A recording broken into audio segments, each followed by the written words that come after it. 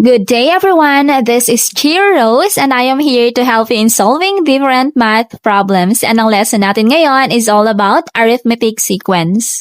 So una, ano nga ba itong tinatawag nating arithmetic sequence? So ang arithmetic sequence ay isang uri ng sequence o pagkakasunod-sunod ng mga bilang kung saan may pare-parehong dagdag o bawas sa kasunod na termino. At ang dagdag or bawas na yon ay tinatawag nating common difference. So, halimbawa ng sequence natin ay 2, 4, 6, 8, and 10. So, dito sa sequence na to, para malaman natin kung arithmetic siya, kailangan natin hanapin si D or yung common difference natin sa pamamagitan ng pag-minus nitong naunang termino dito sa kasalukuyang termino. So, we have here the first term. Si 2 ay ating first term. Si 4 ang second term.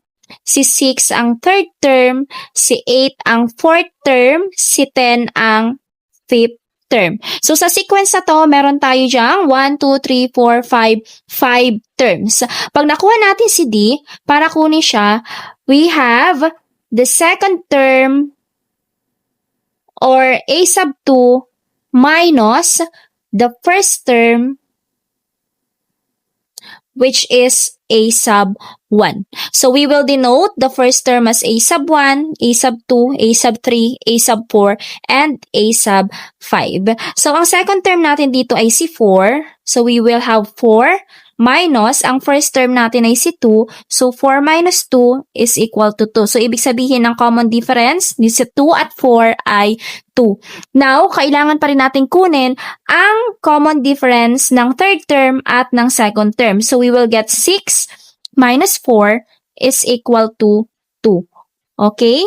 So, magkakaroon tayo dyan ng D. We have 8 minus 6. The answer is also 2. 10 minus 8. Also 2. And mapapansin natin na pare-parehas yung kanilang difference pag pinag-minus sila, kaya masasabi natin na ito ay arithmetic sequence.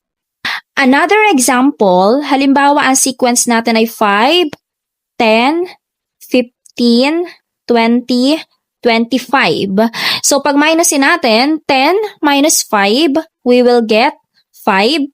15 minus 10, we will get 5, 20 minus 15, also 5, 25 minus 20, the answer is 5. Since pare-parehas sila, ibig sabihin, ito yung D natin, common difference, ito ay arithmetic sequence. Another is 1, 3,